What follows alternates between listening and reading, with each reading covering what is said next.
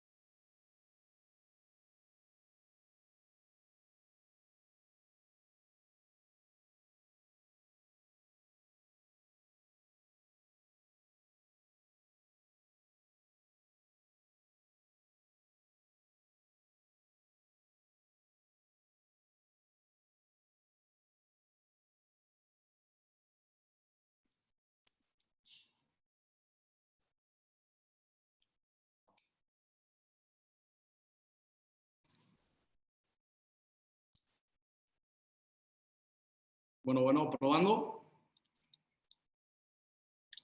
Hola, ¿me escucho?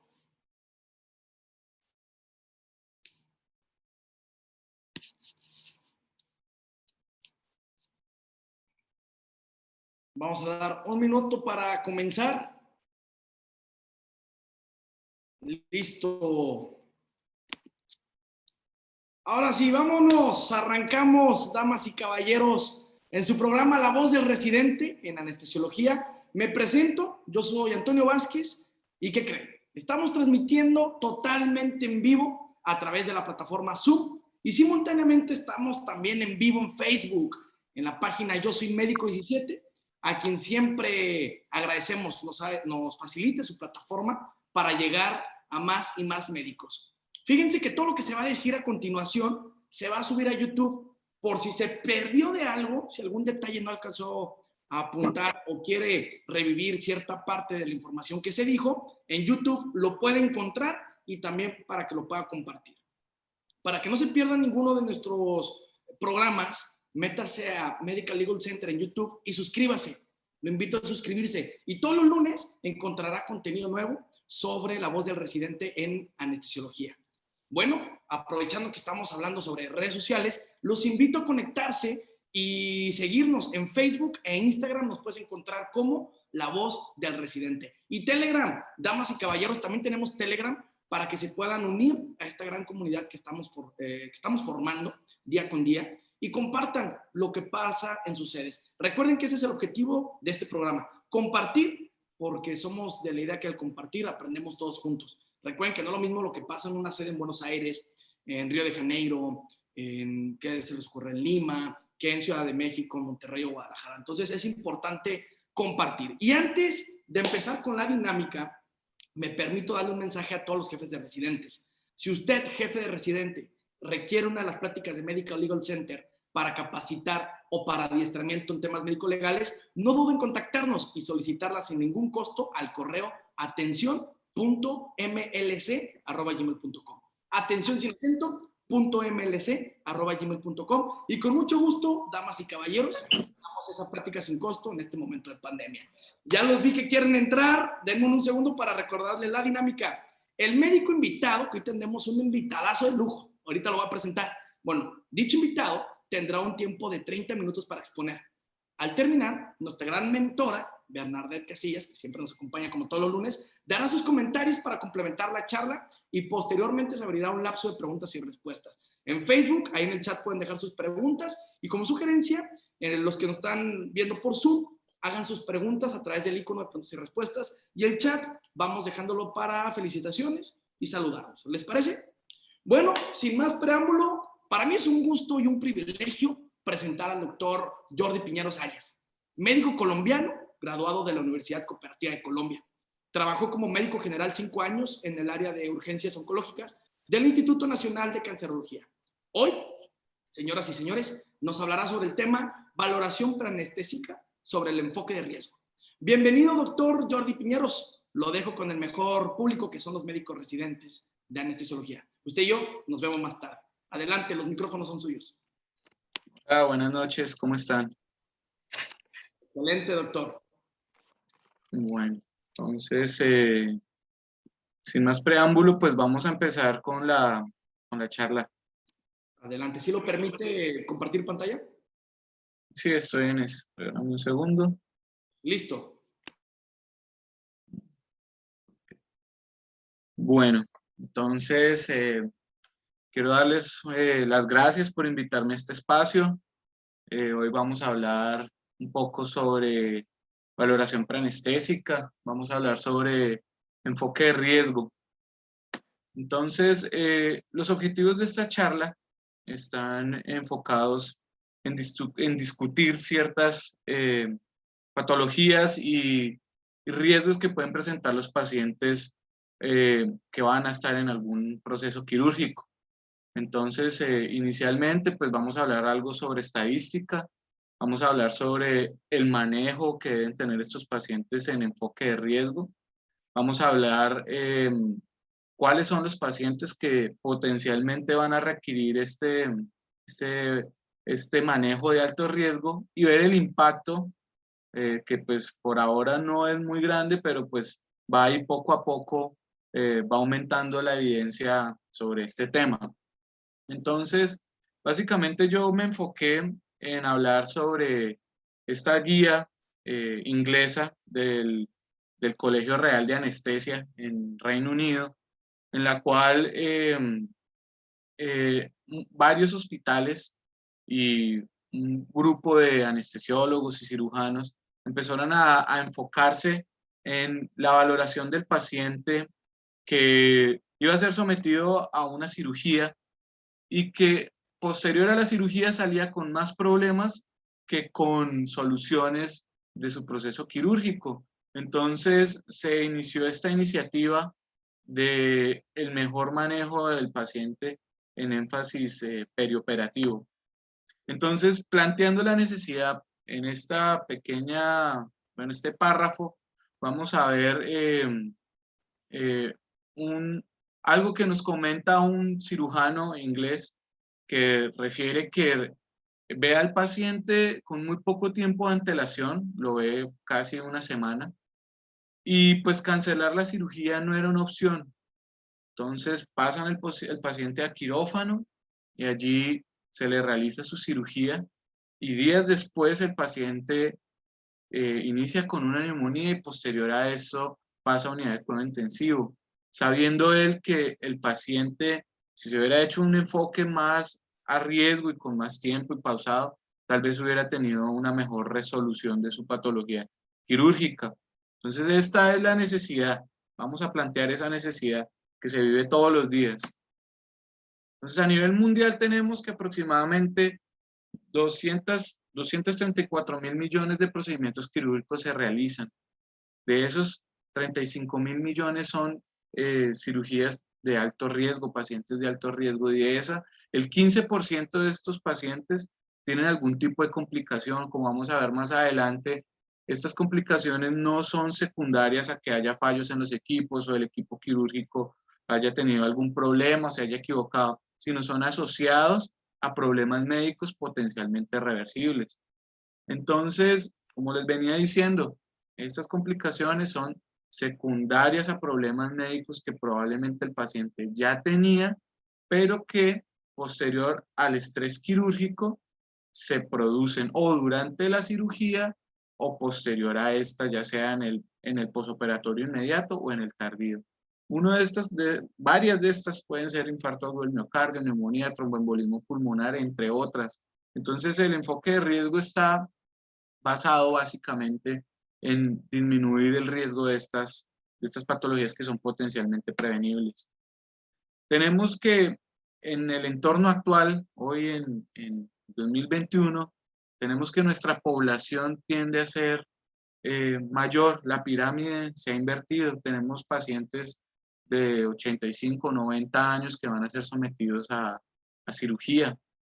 Entonces, de estos pacientes, aproximadamente el 43.6% de esta población tiene alguna enfermedad crónica, ya sea hipertensión, diabetes, enfermedad coronaria, y que viene en un seguimiento, pero que en el momento de la cirugía, pues, se va a programar, se hace muy rápidamente y no da tiempo para evaluar esto. Y eso puede hacer que 4 de cada 5 de estos pacientes se compliquen y pueden terminar en la UCI. Entonces, este es un escenario actual, algo que estamos viendo todos los días, algo que en la consulta preanestésica nosotros vemos. Entonces, es importante tener esto muy en cuenta. ¿Cuáles son esas consecuencias? Pues unas son visibles, otras no tanto.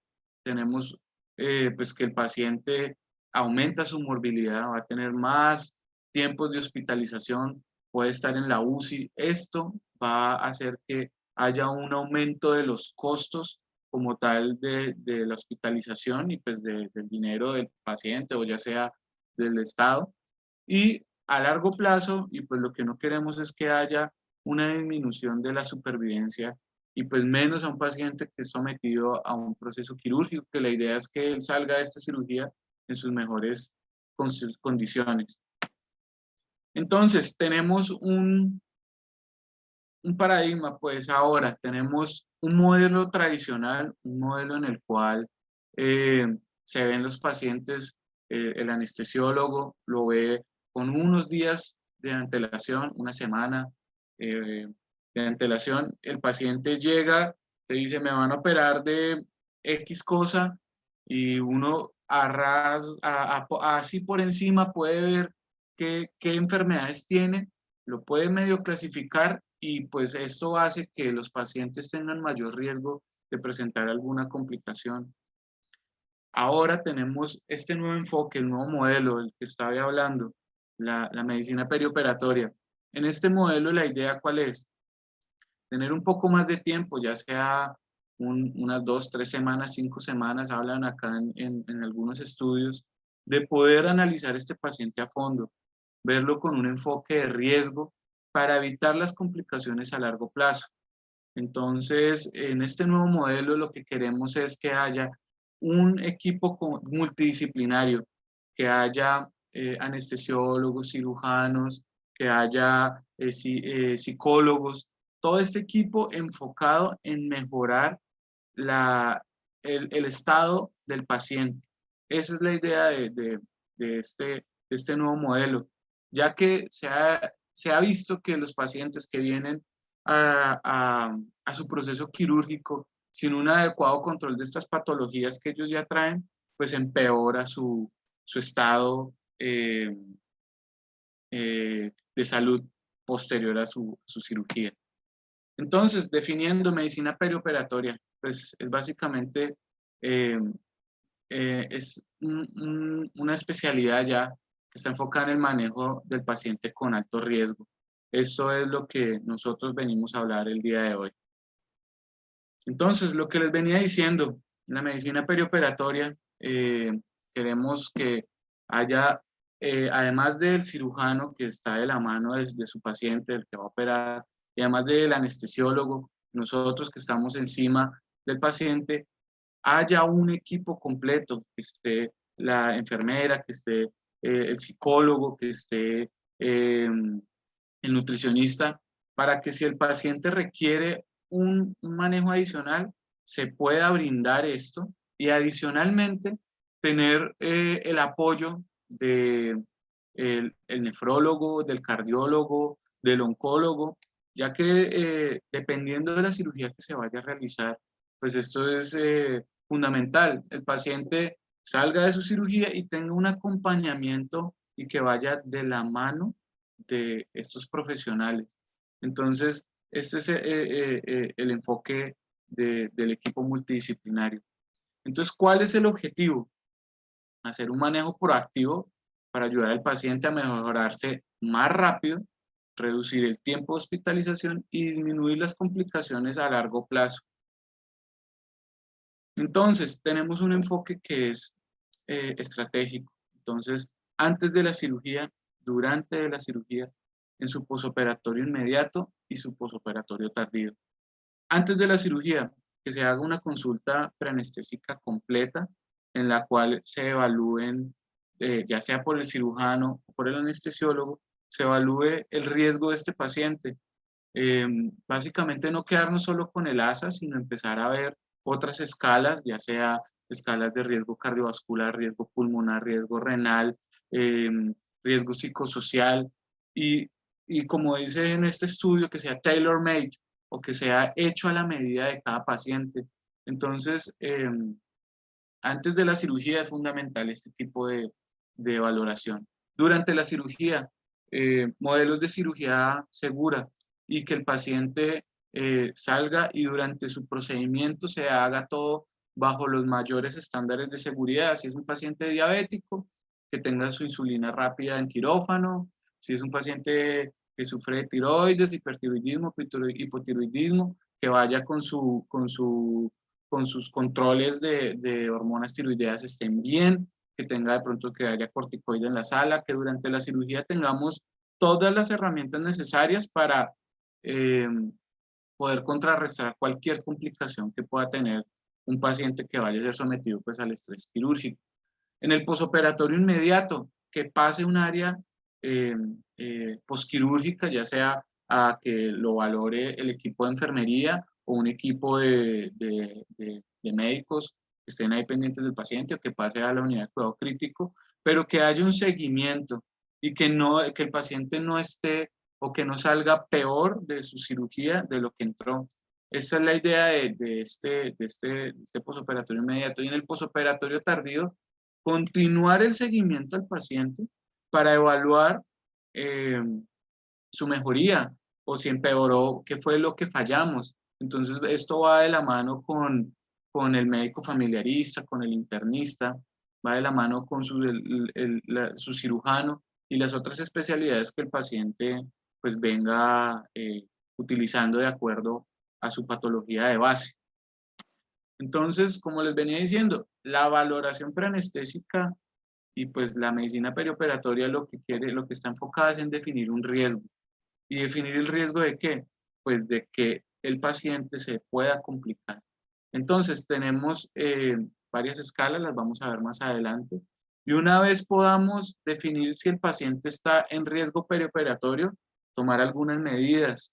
Pues esto todavía no está muy estandarizado, pero ya se pueden hacer manejos preventivos enfocados en mejorar pues la sobrevida del paciente.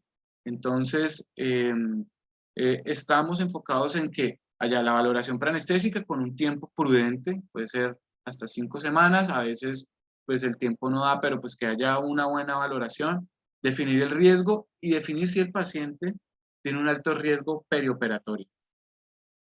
¿Cómo hacemos esto? Con un manejo distinto.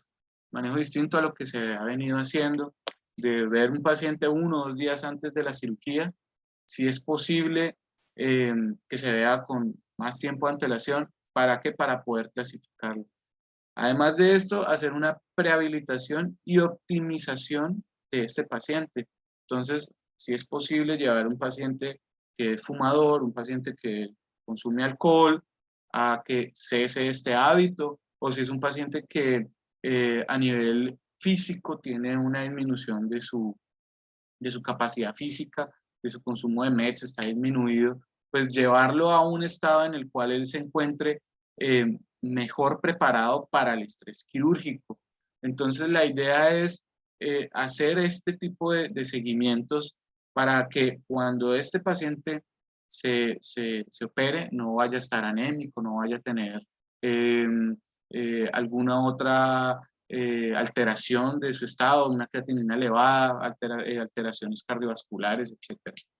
El manejo multidisciplinario y finalmente la estrecha vigilancia, pues que ya lo he comentado en las otras diapositivas. Entonces tenemos muchas escalas de riesgo.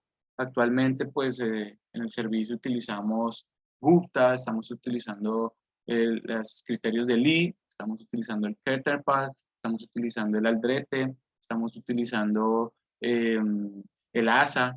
En los pacientes obesos estamos usando el POMS, pacientes que tienen fracturas de cadera, el Nottingham.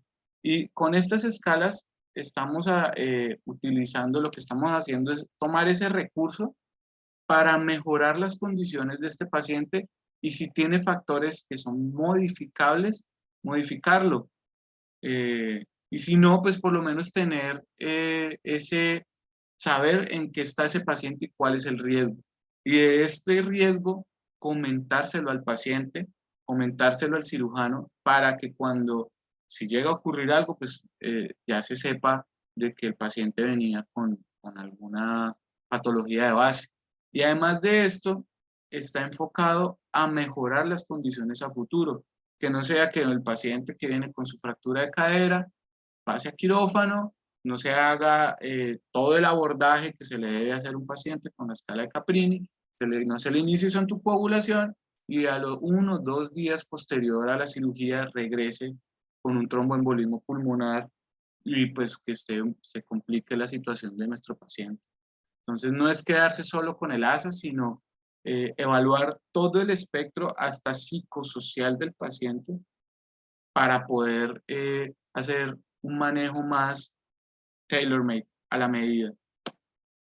Tenemos otras escalas y pues otra forma de evaluar el paciente, que es la valoración de la capacidad pulmonar.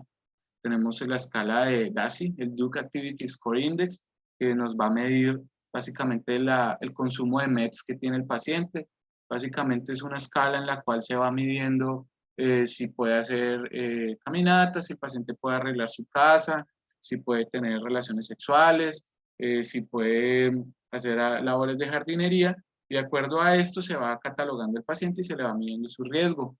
Lo otro que se puede hacer es la prueba de caminata, que es una prueba en la cual se somete el paciente a una caminata de 6 minutos evaluando su estado, su estado físico.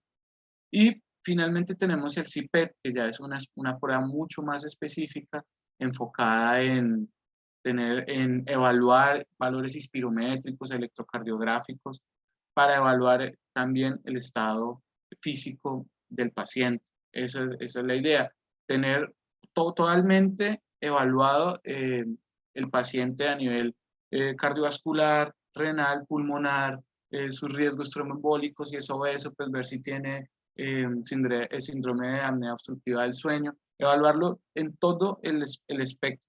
Y una vez tengamos toda esta valoración, definir qué es lo mejor para el paciente.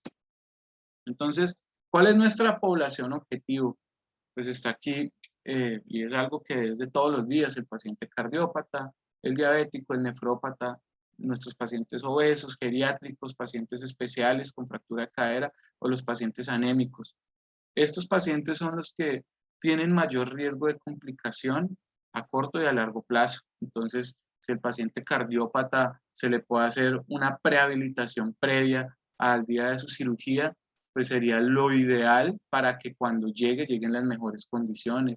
El paciente diabético, si nos llega a la consulta con una hemoglobina glucosilada en mal control, poder hacer una valoración preanestésica conjunta con, puede ser el internista, el endocrino, para que lo ajuste y pueda llegar con un control glicémico adecuado. Lo mismo con el paciente nefrópata, con su valoración por el nefrólogo, y así sucesivamente.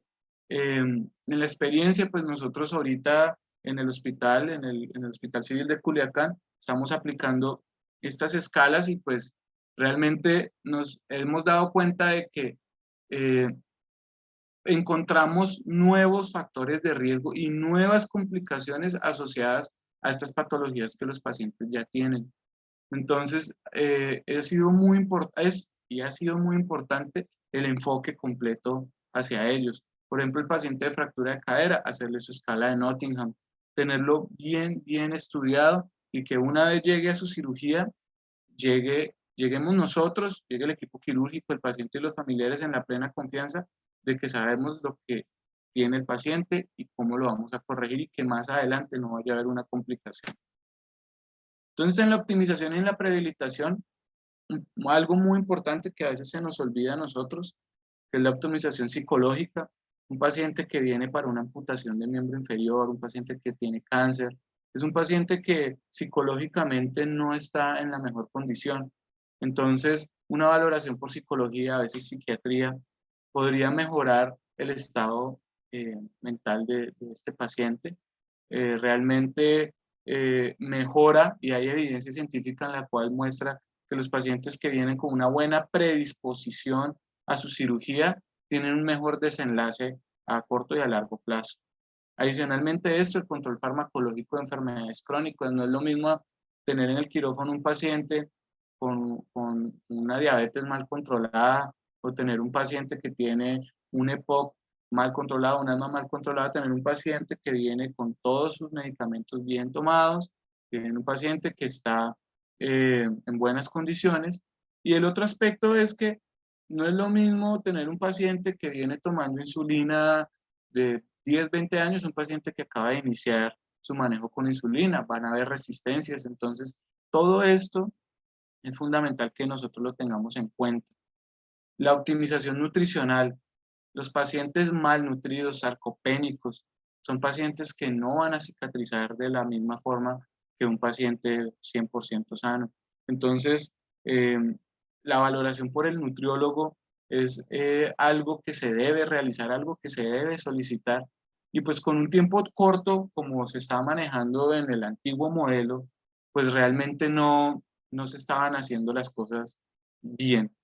Y finalmente, la prehabilitación cardiopulmonar es algo también relativamente nuevo, es en el cual se hace que los pacientes tengan ejercicios aeróbicos, ejercicios de flexibilidad, resistencia y si lo requieren, una inspirometría incentiva. Entonces, en este cuadrito vemos algunas cosas que el paciente podría hacer y tenemos la escala de Borg y la escala de Borg modificada, que ambas miden cosas distintas. Uno va a medir el ejercicio aeróbico y el otro va a medir ejercicio de resistencia y repeticiones.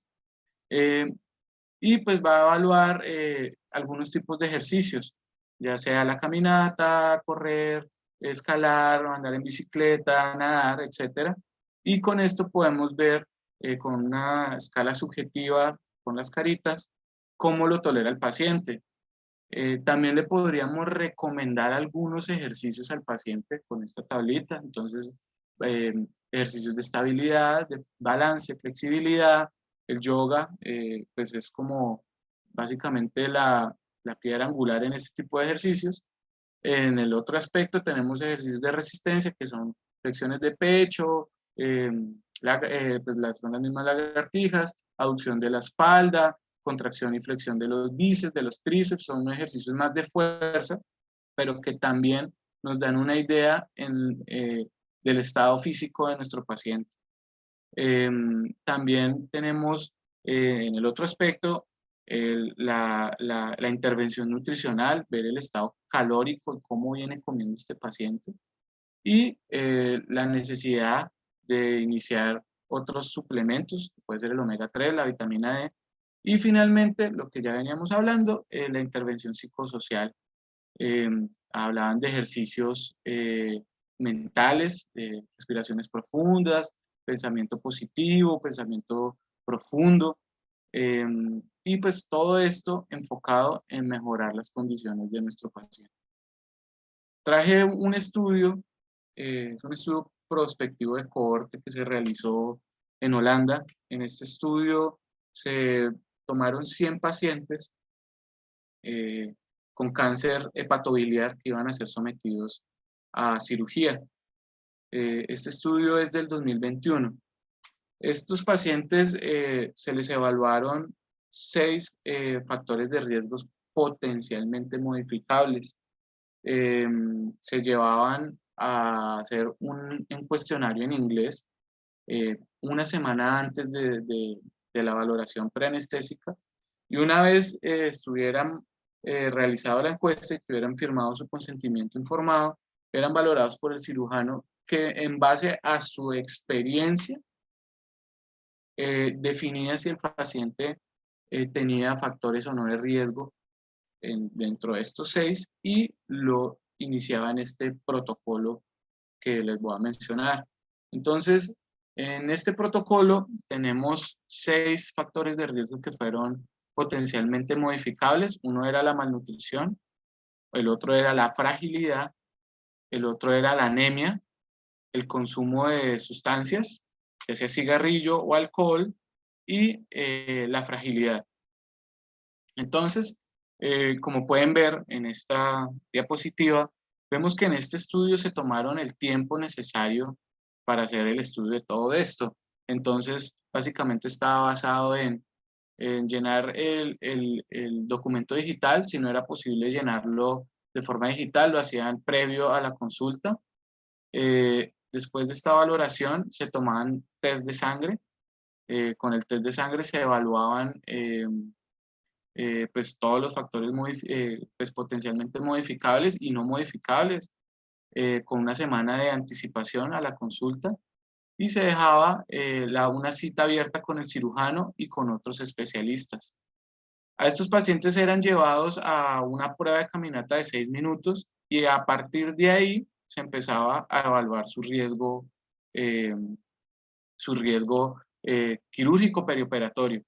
Se tomaron un tiempo aproximadamente entre 4 y 5 semanas para evaluar estos 6 factores de riesgo.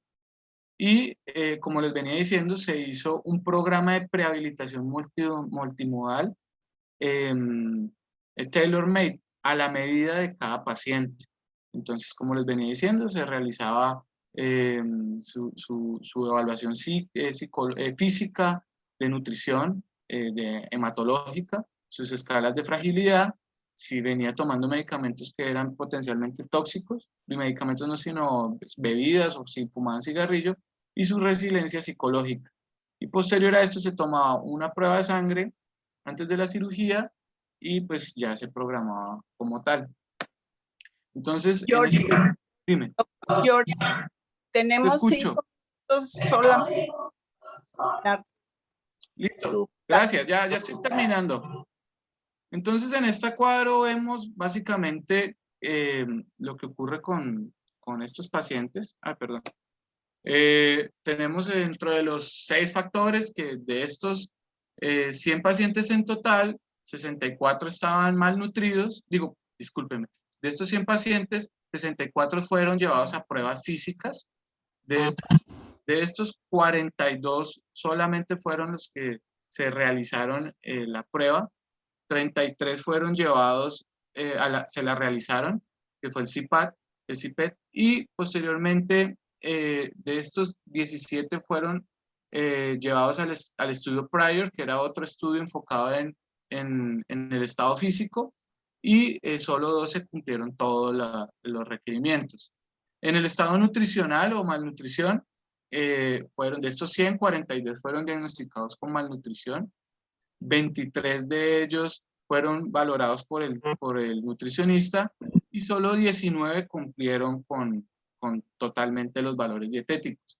A nivel de la anemia, 100 de estos pacientes, solo 32 pues, presentaban anemia, 15 tuvieron deficiencia de hierro, se les hizo la prueba de saturación de transferrina, a 12 se les colocó hierro o se les inició terapia con hierro y pues a los 12 se les administró. En la escala de fragilidad, 22 fueron diagnosticados con fragilidad, 12 de estos fueron valorados por el geriatra y 12 completaron totalmente su screening. De los fumadores, 12 de estos eran fumadores, de los 100 en total, 9 de los 9, 8 no pudieron pasar a cirugía y solo 1 completó el intervencionismo. Del uso de alcohol, 18 estaban en el rango de que estaban con el uso de alcohol, 14 fueron intervenidos y de esos 14 solamente se operaron 8 y cumplieron la intervención estos 8. Y finalmente el riesgo psicosocial, 21 estaban con riesgo psicosocial pues bajo, tenían una resiliencia, y 14 fueron recomendados para este tipo de intervención y solo 4 la cumplieron. Entonces, este último cuadro básicamente habla de los pacientes que tenían más de uno de estos factores de riesgo. Entonces, hablaban de cómo mejorar este tipo de enfoque. Entonces, básicamente, si el paciente tenía 6 factores de riesgo, solamente el 1.3% cumplió con las expectativas o no cumplió. Realmente hubo poco apego. Entre más factores de riesgo, menos apego hubo a estas consideraciones. Entonces, pues lo que nos dejó de experiencia, pues fue realmente, o lo que dejó el estudio fue una experiencia positiva para los cirujanos, y los resultados del tamizaje ayudaron a realizar una mejor valoración para decir si el paciente era operable o no, en beneficio o no a su patología de riesgo, y saber la utilidad de los factores de riesgo que tenían en estos pacientes, en su riesgo posoperatorio. Entonces, pues, dime. Solamente un minuto nos queda. Listo, ya esta es la última diapositiva. Ok. Entonces, en la proyección, vamos a hablar de una valoración preanestésica con mayor anticipación para cirugía electiva, si es posible, 3 a 4 semanas, sesionar casos de alto riesgo perioperatorio en los servicios pertinentes, valorar bien este paciente, involucrar a los pacientes y familiares en la toma de decisiones, apegarnos a lo nuevo que viene, que es el protocolo ERAS, y finalmente trabajar en equipo como la gran conclusión de esta charla. Y les dejo esta frase del psiquiatra Carl Gustav Jung: lo que te niegas te somete, lo que te aceptas te transforma, para aceptar el cambio que viene. Gracias, Jordi. Le pasamos los micrófonos a Bernadette para que complemente. Y primero, pues de mi parte, felicitarte. Muy puntual la charla. De verdad, de mi parte, muchas felicidades. Al rato vamos a leer lo que te puso la gente, que estuvo participativa tanto en Facebook como en Zoom. Pero antes, pasamos con la doctora Bernadette. Adelante. Muchas gracias, Jordi. Muy buena tu plática. Extraordinario el tema, es como para hablar toda una semana de este tema, y creo firmemente, y espero que estés de acuerdo conmigo, Jordi, en que no hay una sola escala que abarque todo, que abarque todos los factores de riesgo. Estamos aprendiendo a valorar mejor a nuestros pacientes y no conocerlos en la mesa de operaciones, nosotros los anestesiólogos, sino involucrarnos más, involucrarnos con más énfasis en conocer al paciente antes de que llegue a operarse. Si dejas de compartir la pantalla, te vamos a poder ver, Jordi. Hola. Deja de compartir y entonces ya te vamos a ver grandote. No sé cómo. Ah, ya. Abajo. Ok. Listo. Entonces, ¿estás de acuerdo conmigo en que solamente no hay un solo cuestionario, escala, manera de medir el riesgo para todos? Doctora, totalmente de acuerdo.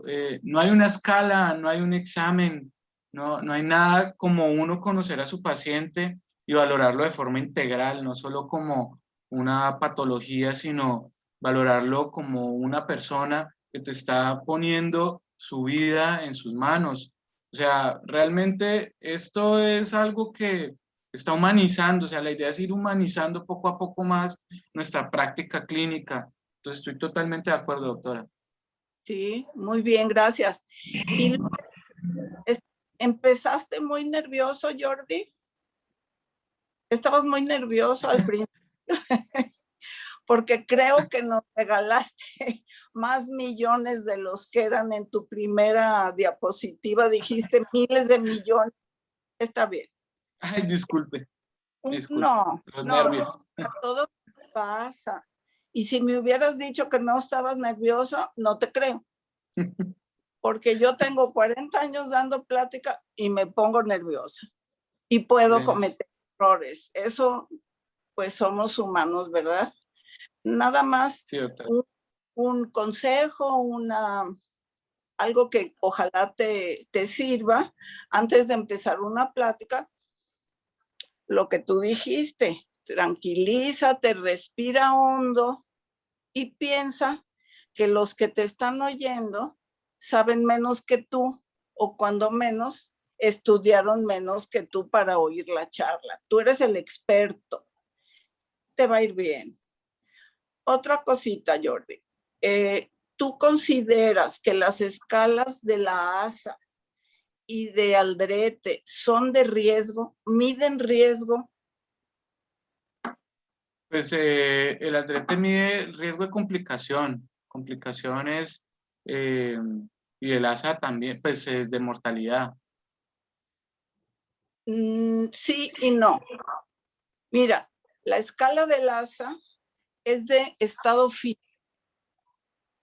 ¿sí? Mide estado físico y tiene desde los 40 y no la han quitado, o sea, sí sirve.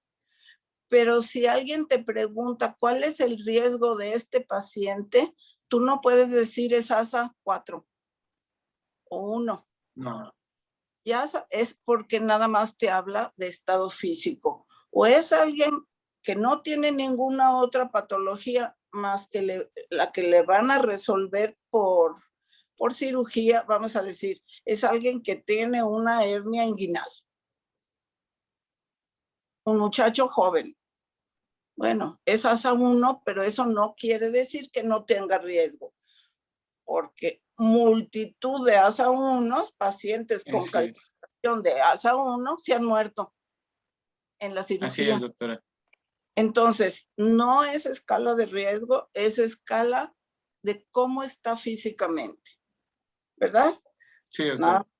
Dar en ese entendido. Y la escala de Aldrete es nada más cómo está el paciente cuando lo das de alta de la sala de recuperación. Si tú das de alta a un paciente con un Aldrete muy malo, pues en piso se te va a complicar. O va a dejar de respirar, o la presión se le fue para abajo, o va a tener una complicación mayor si la escala no es la adecuada. Entonces, habiendo quedado ya de acuerdo en estos puntos, Jordi, te vuelvo a felicitar. Muy bien presentada tu plática, ajustada al tiempo, con conocimientos, y bueno, adelante a seguir estudiando y a seguir presentando. Gracias, doctora. Es que el tiempo lo pone a uno. Salúdame a mis amigos de Culiacán. Gracias, doctora. Así va a ser. Gracias, doctora Bernadette. Las preguntas. Adelante, gracias, doctora Bernadette, por complementar la charla, por sus consejos que siempre son bienvenidos en pro de mejorar siempre. Ahora vamos con las preguntas que le hacen a Jordi. Primero que nada, te mandan saludos desde Campeche, desde la ciudad del Carmen, Campeche, el doctor Ulloa, al doctor Jordi. Gran conferencia, dice Joaquín Antonio Sánchez, quien también te hace una pregunta a Jordi. Doctor Jordi dice: Jordi, como médico residente, ¿qué propones para poder llevar a cabo este nuevo modelo, sobre todo en pacientes de riesgo elevado sometidos a cirugía mayor? Adelante, Jordi. Bueno, pues la propuesta es, ya está, o sea, ya se viene haciendo, no es algo que yo me vaya a inventar, pues no, es algo que ya se está haciendo, que son las clínicas de medicina perioperatoria. En México, en el hospital Gea González, ya hay como tal la especialidad. Entonces, eso ya se viene haciendo, ya hay un programa en el cual se está haciendo énfasis en estos pacientes de alto riesgo. Entonces, Es algo que ya se está haciendo y pues en los lugares donde no contamos con este tipo de cosas, pues realmente, bueno, de programas, realmente lo que se viene haciendo es un enfoque dinámico y multidisciplinario, intentar en esa valoración preanestésica enfocar el paciente en un todo, hacer, yo sé que las escalas a veces son subjetivas, pero poder con las escalas y el criterio propio hacer que este paciente, si requiere otra valoración, que sea visto por el especialista. Eso pues es básicamente pues lo que venimos haciendo.